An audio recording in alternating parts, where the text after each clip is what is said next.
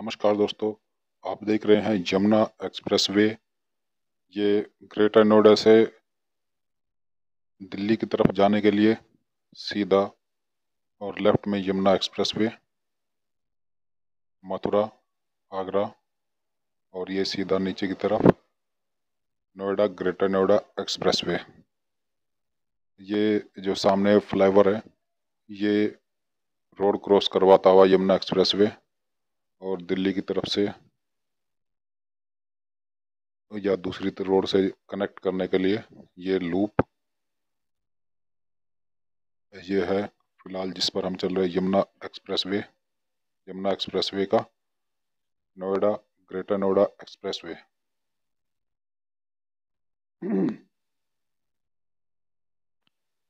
ये जो यात्रा है हमने शुरू की है नोएडा, ये यमुना एक्सप्रेसवे का डाउन आगरा की तरफ से नोएडा ग्रेटर नोएडा में लिंक रोड, और राइट में आप देख रहे हैं NMRC Noida greater Noida metro. और ये फिलहाल जिस पर हम चल रहे हैं ये पुल हिंडन नदी को क्रॉस करता हुआ। अभी हमने आपको दोस्तों पिछले दिखाया था कि हिंडन नदी पर जो dedicated western dedicated freight corridor का जो फ्लाईओवर या पुल बन रहा है, उससे नॉलेज पार्क होते हुए और यमुना एक्सप्रेसवे से सीधा पूरा नोएडा कवर करते हुए इस वीडियो में आज हम कवर करेंगे पूरा नोएडा, ग्रेटर नोएडा के यमुना एक्सप्रेसवे से, और पूरा नोएडा एक ही वीडियो में कवर करने की कोशिश करेंगे।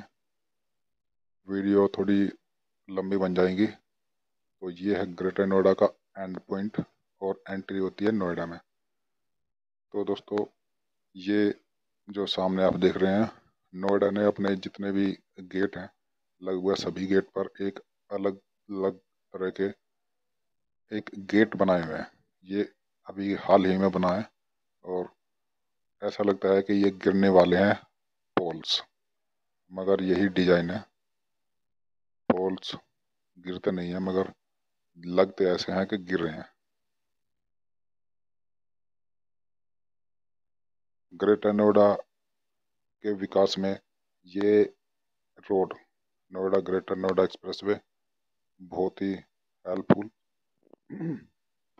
यमुना नदी के किनारे किनारे बसा हुआ, मगर इसके दोनों तरफ आपको बहुत ऊंची ऊंची चमचमाती बिल्डिंगें देखने को मिलेगी।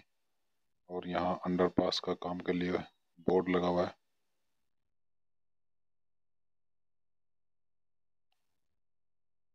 वही है कि जैसे कोई एक्सप्रेसवे हाईवे बनता है तो अगर पहले ही अंडरपास, नालियाँ, सबवे अगर पहले ही बना दिया जाए तो फिर बाद में जो इतनी परेशानी उठाकर रोड बंद करके एक्सप्रेसवे हाईवे के अंदर से सबवे गुजार जाता है, उसकी जरूरत नहीं पड़ेगी। तो प्लानिंग काफ़ी लंबी कर लेनी चाहिए। मगर कई बार होती है कि हर कोई अपनी कंस्ट्रक्शन कॉस्ट बचाने के लिए सोचता है कि कम से कम एक्सप्रेसवे के अंदर अंडरपास, हाईवे, सर्विस रोड, नालियाँ बने। ये जो आप देख रहे हैं ये मेन रोड है और इसके साथ साथ में सर्विस रोड है दोस्तों। तो एक्सप्रेसवे ऐसे ही होने चाहिए क्योंकि जो आसपास के गांव हैं या लोकल लोग हैं उनको इसकी बहुत ज़रूरत होती है। सर्विस रोड के बिना आप अगर एक ही रोड होगा तो आप ना चल पाओगे, या फिर चलोगे तो इसी पे ही चलोगे, फिर कई बार रॉन्ग साइड चलोगे तो फिर एक्सीडेंट का खतरा बढ़ जाता है।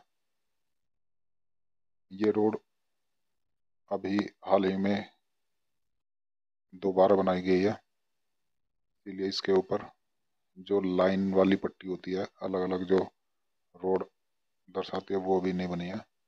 कुछ दिन पहले जब हमने यहाँ पे सफ़र किया था तो इनकी इस रोड की खुदाई करके ऊपर की लेयर उठा ली गई थी और अब इसको दोबारा से ब्लैक कर देगा।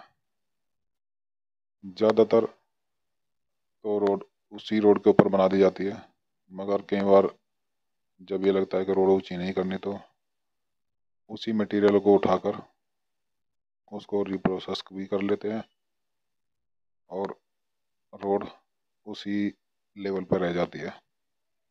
दोस्तों, नोएडा, ग्रेटर नोएडा और आगे अक्षरधाम होते हुए जब यमुना दिल्ली देहरादून एक्सप्रेस वे बन जाएगा तो ये सीधा रास्ता देहरादून कनेक्ट हो जाएगा। और यहाँ से केवल अभी आप देखेंगे तो 20-25 मिनट दूर, 20-25 मिनट में ग्रेटर नोएडा से नोएडा और दिल्ली पहुँच जाते हैं। और आधा घंटा, 2.5 घंटे और मान लो तो 3 घंटे में यहाँ से देहरादून। ग्रेटर नोएडा से यमुना दिल्ली देहरादून एक्सप्रेस वे बनने के बाद में 3 घंटे में दिल्ली, ग्रेटर नोएडा से देहरादून। तो ये होती है कनेक्टिविटी। दोस्तों, जब उत्तराखंड राजधानी बना तो रुड़की, हरिद्वार में इतनी इंडस्ट्री लगी, आपको खूब आइडिया भी होगा। क्योंकि जब कोई नया स्टेट बनता है तो उसमें कई अलग अलग तरह की छूट दी जाती है, तो वहाँ पर भी जो इंडस्ट्रीज को प्रोत्साहन करने के लिए बहुत सारी छूट दी गई, तो बहुत सारी कंपनियां उसका फ़ायदा उठाती है और अपनी जो कोई यूनिट या पूरा प्लांट या पूरी फैक्ट्री ऐसी जगह लगाती है जहाँ पे उसको कम टैक्स देना पड़े, ज़मीन सस्ती मिल जाए, बिजली वगैरह सब चीज़ सस्ता मिल जाए। इससे जो है प्रोडक्ट की कॉस्ट कम हो जाती है और उसका मुनाफा बढ़ जाता है। ठीक इसी तरह ग्रेटर नोएडा, नोएडा के साथ भी ऐसे हुआ है। क्योंकि अगर बात की जाए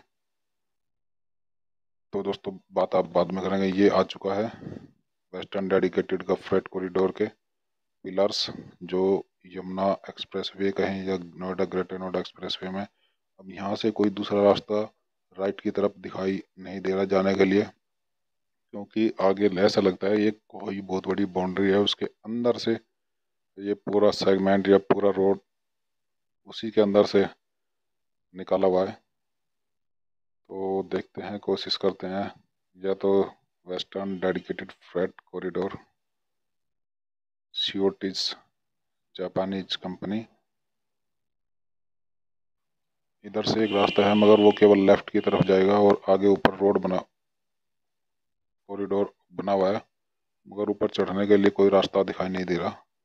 आज थोड़ा जल्दी भी है, तो फिर आगे यमुना क्रॉस करने के लिए फिर कालिंदी कुंज इसका नियरेस्ट या फिर नियरेस्ट पुल। तो हम आज चलते हैं वापस और फिर किसी दिन आपको इसके दूसरी तरफ जो हरियाणा में पड़ता है, हरियाणा में दिखाएंगे कि कितना काम हुआ है। वैसे हमने एक आपको पहले भी दिखाया हुआ है जहाँ पे दिल्ली मुंबई एक्सप्रेसवे और वेस्टर्न डेडिकेटेड फ्रेट कॉरिडोर आपस में मिलते हैं।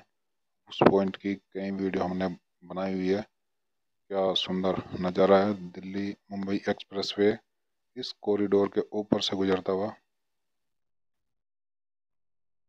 तो अगर आपने चैनल सब्सक्राइब नहीं किया दोस्तों तो प्लीज़ चैनल सब्सक्राइब कर लेना।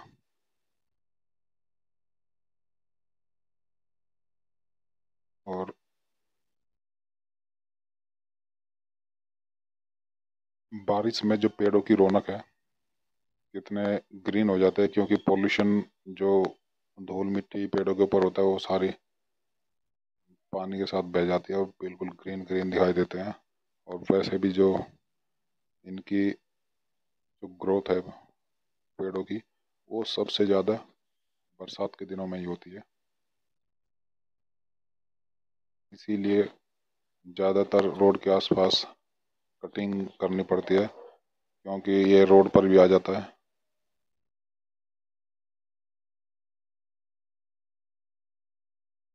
तो ये है दोस्तों नोएडा, ग्रेटर नोएडा एक्सप्रेसवे। गाड़ी चलती जा रही है, आप आनंद ले लें।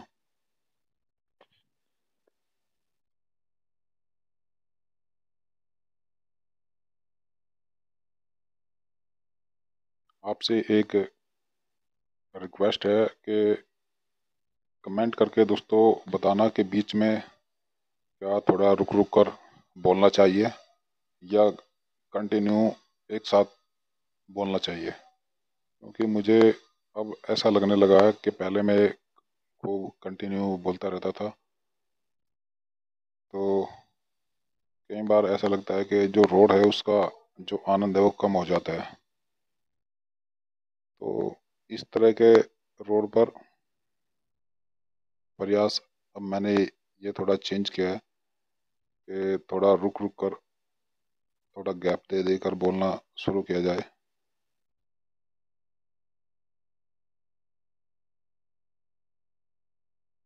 तो दोस्तों, अगर आपको चेंज पसंद आया है तो कमेंट करके ज़रूर बताइएगा, और अगर चेंज पसंद नहीं है तो भी कमेंट करके बता देना, तो फिर अपने पुराने स्टाइल में चले जाएंगे। दोस्तों, अगर आपने चैनल अभी तक सब्सक्राइब नहीं किया तो फिर रिक्वेस्ट है आपके चैनल सब्सक्राइब कर लेना दोस्तों। अगर आपने चैनल पर नए हैं, आपको बहुत सारी वीडियो देखने को मिलेगी।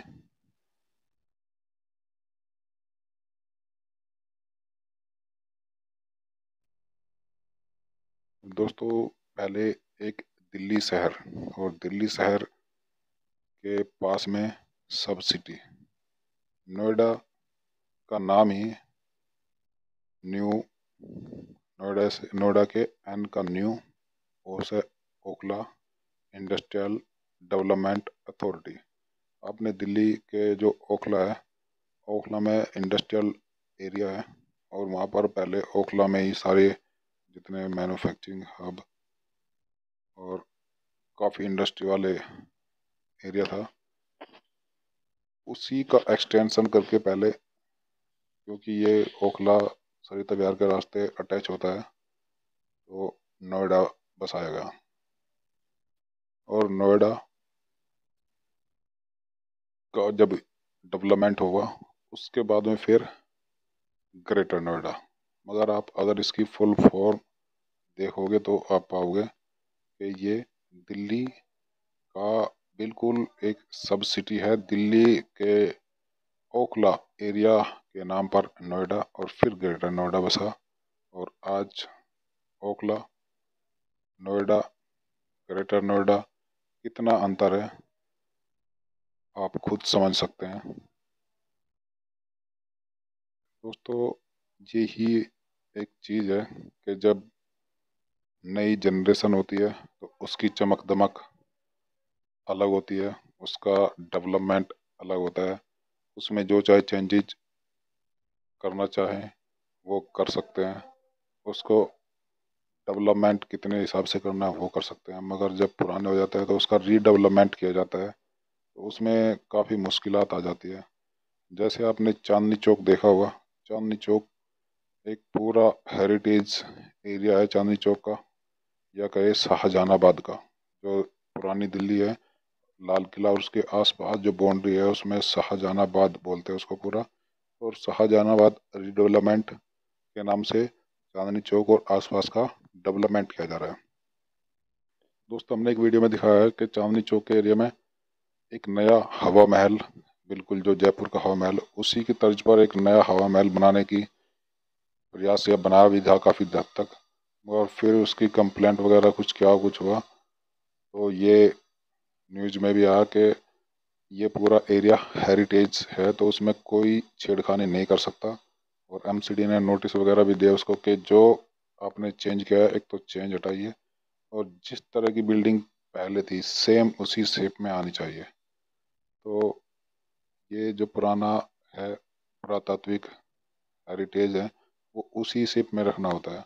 मगर जो नया शहर है, जैसे नोएडा, ग्रेटर नोएडा, एक रोहिणी, एक द्वारका, ये गुड़गांव, अब तो गाजियाबाद के भी आसपास के कई, जैसे राजनगर, कई जगह ऐसे बस चुके हैं कि उनका नई लुक आई है। और उधर देखा जाए तो सोनीपत का एरिया भी काफ़ी डेवलप हो चुका है। केवल जो दिल्ली के सबसे पास का एरिया है। फिर वही बात, कई बार लोग सोचते हैं कि ये एक ही बात करता है। जो दिल्ली, नई दिल्ली, पुरानी दिल्ली का जो बिल्कुल मेन है, उसके सबसे नज़दीक का एरिया बैठता है दिल्ली देहरादून एक्सप्रेसवे का रास्ता। और उस रास्ते के पास का एरिया ट्रोनिका सिटी, मंडोला बिहार, इंद्रप्रस्थ विहार। तो वो डेवलपमेंट, वो रोड, वो फ्लाईओवर जो इधर डेवलपमेंट होता है वो वहाँ पर नहीं हो पाया। दोस्तों पहले ये पूरा गाजियाबाद का एरिया लगता था। नोएडा, ग्रेटर नोएडा सब गाजियाबाद के डिस्ट्रिक्ट में था। ट्रोनिका सिटी भी गाजियाबाद में था, मगर ये गौतम बुद्ध नगर डिस्ट्रिक्ट बन गया पूरा सेपरेट। और उधर लोनी केवल एक परिषद बन पाई। तो परिषद बनने के बाद ऐसा लगता है कि जो आसपास की कॉलोनियाँ उनमें काफ़ी चेंजेज हुए हैं पहले और अब। जब से लोनी नगर परिषद बना है तब से, नगर परिषद, नगर पालिका, तब से काफ़ी चेंजेस आए हैं। तो नोएडा की एक अलग अथॉरिटी है और ग्रेटर नोएडा की एक अलग अथॉरिटी है जो अपने एरिया में डेवलपमेंट के काम करता है। ठीक उसी तरह ट्रोनिका सिटी, मंडोला विहार और जितने भी और आसपास का एरिया डेवलप फ्यूचर में होना है, उसकी एक अलग अथॉरिटी बना दी जाए तो ही इस एरिया का पूरा प्रॉपर डेवलपमेंट हो पाएगा मेरे हिसाब से। तो देखते हैं कब तक ये पॉसिबल हो पाता है। और ये नोएडा का एक और फ्लाईओवर जो यमुना एक्सप्रेसवे को क्रॉस करता है। आजकल पेड़ों की ऊंचाई इतनी ज़्यादा हो चुकी है कि जो साइड की बिल्डिंग लेफ्ट और राइट में है वो बिल्डिंगें दिखाई नहीं दे रही है। ऐसा लगता है कि हम किसी हिल स्टेशन पर ही जा रहे हैं।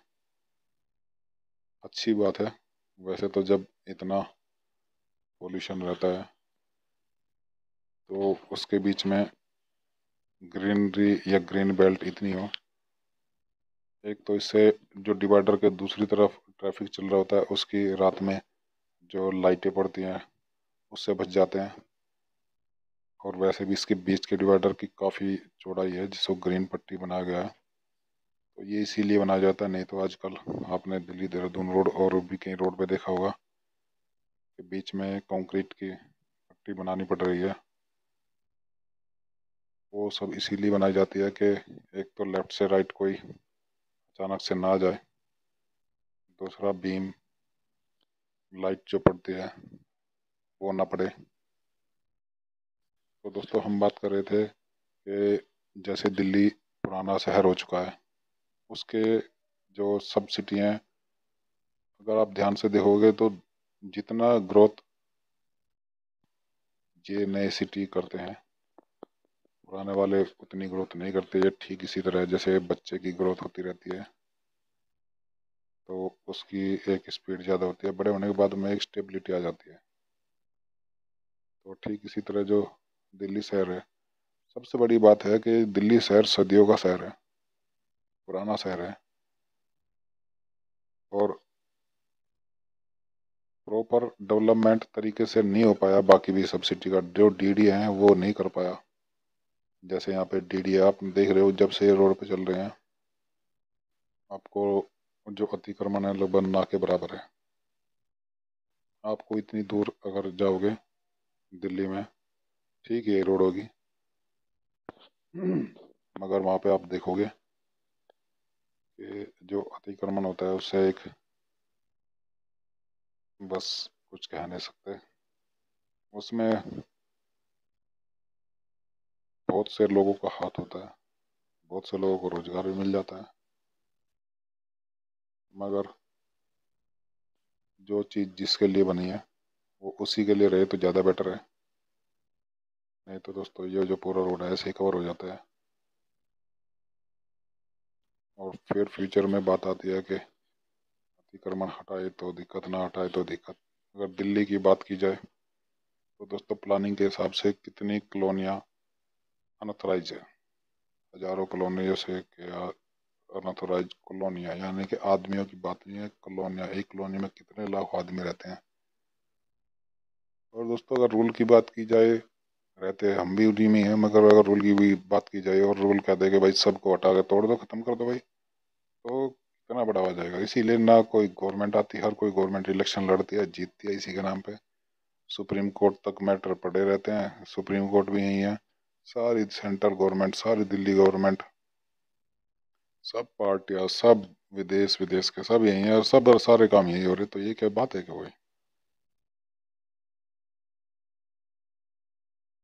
ये है कि अब एक दूसरे की नाकामियां एक दूसरे के सर पे फोड़ दो, काम खत्म।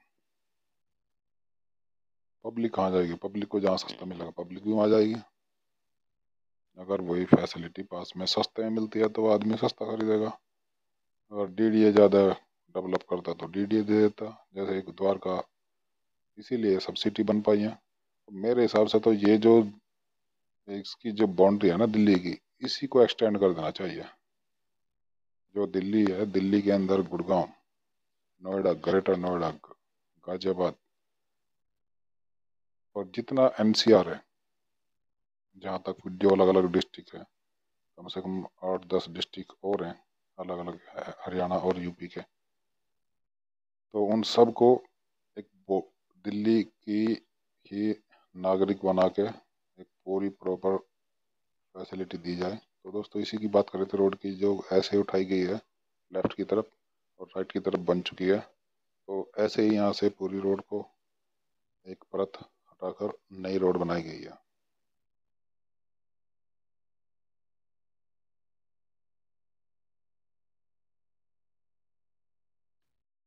कंसेप्ट तो दोस्तों ऐसे ही होता है कि, मगर इतना चेंज करेगा कौन? कौन सरकार चाहेगी इतना बदलाव करना? इतना बदलाव करने के लिए मेजोरिटी की जरूरत होती है, जो इतना बड़ा डिसीजन ले सके। क्योंकि उत्तर प्रदेश गवर्नमेंट चाहेगी कि उसका नोएडा, ग्रेटर नोएडा, गाजियाबाद, ये सबसे ज़्यादा कमाऊ एरिया है। रिवेन्यू जो मिलता है वो बहुत ज़्यादा इस एरिया से मिलता है। उधर हरियाणा, जो फरीदाबाद, गुड़गांव, सोनीपत और दिल्ली एनसीआर का उसका रीजन है, तो वो अगर उसके हाथ से निकल जाए तो लगभग उसका तो आधा जो रिवेन्यू है वो ख़त्म हो जाएगा। तो कोई स्टेट गवर्नमेंट नहीं चाहती कि उसका चेंज आए। और यहाँ पर वर्क इन प्रोग्रेस, काम चलता हुआ। दोस्तों वीडियो थोड़ी लंबी हो गई है, पहली बार इतनी लंबी वीडियो बनाई है, क्योंकि बीच में कहीं एक ऐसा पॉइंट, जैसे हमने किया शुरुआत यमुना एक्सप्रेसवे से, और आपको दिखाएंगे नोएडा जो दिल्ली से एंट्री करती है वहाँ तक। ये नया स्टाइल आप देख रहे हैं पीछे की तरफ मुँह किए हुए। इस तरह से खुशी तो इनको मिलती है, मगर एक जो साइंटिफिक रीजन है कि जहाँ ब्रेक लगाने हैं या एकदम से स्टार्ट कर दिया तो एक्सीडेंट का खतरा बढ़ जाता है। दूसरी बात, जब सामने मुंह होता है, चाहे पिछली सवारी हो चाहे अगली, तो वो अपने आप को बैलेंस करके रखता है और सामने देखता है कि किधर से मुझे मेंटली प्रिपेयर रहता है। तो अलग जनरेशन कई बार नई नई तकनीक लगाती है अपने मज़े के लिए, जो कि बाद में खतरा बन जाता है। चलिए समझ जाएंगे सब। और ये डॉक्टर अंबेडकर पार्क, लेफ्ट की तरफ पूरी काफ़ी 2 किलोमीटर के आसपास का एरिया आपको ऐसी ही दीवार दिखाई देंगे। यहाँ से फिल्मिस्तान और डीएलएफ मॉल और कई सारे इंडस्ट्रियल हब के लिए एक रास्ता दिया गया राइट में नोएडा जाने के लिए। ये गाजियाबाद के लिए रास्ता, इधर से एक फ्लाईओवर को क्रॉस करने के लिए एक लूप,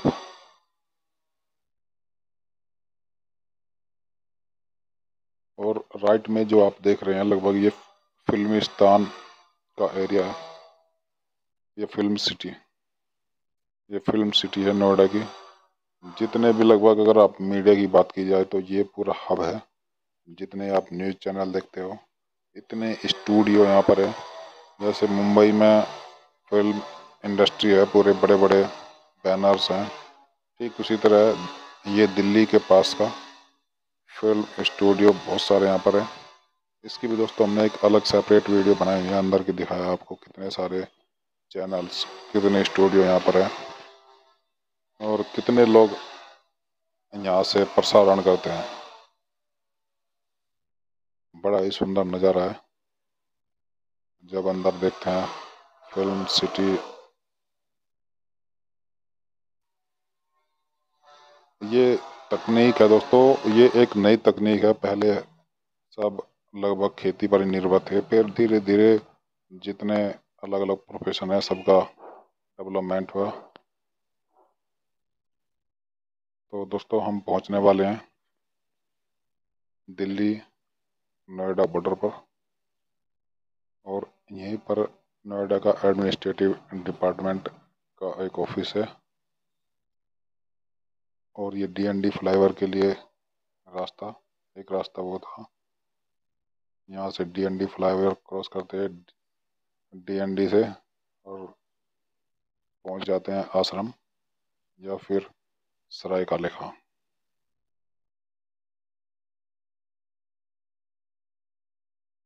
ये डीएनडी का ही पार्ट है।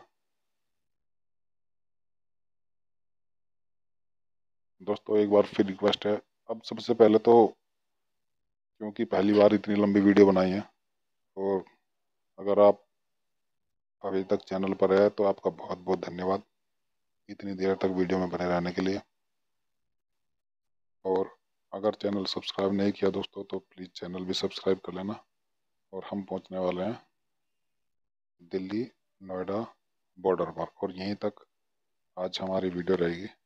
अगली वीडियो हमने अलग बनाई है, एक बारामूला की, और फिर अक्षरधाम से लेकर और लोहे के ब्रिज तक, और पहले जो दादरी का वेस्टर्न डेडिकेटेड फ्रेट कॉरिडोर है, ये हमने शुरू की थी अप्सरा बॉर्डर से और गाजियाबाद के रास्ते होते हुए दादरी, और दादरी से Dadri western dedicated freight corridor के रास्ते होते हुए ये पूरा हमारा एक सर्कल है। तो दोस्तों अगर आपने नहीं देखी है तो प्लीज़ देख लेना।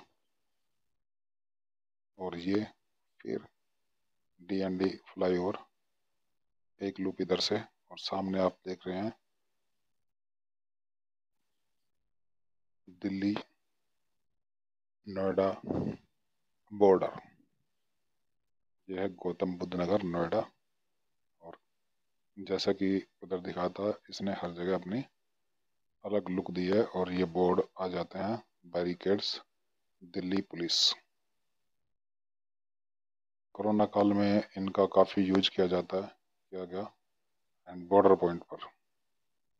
तो दोस्तों मिलते हैं आपको नई वीडियो में। अब आपको और हमको एक दूसरे को बाय कहते हैं, और मिलते हैं आपको नई वीडियो में। धन्यवाद दोस्तों।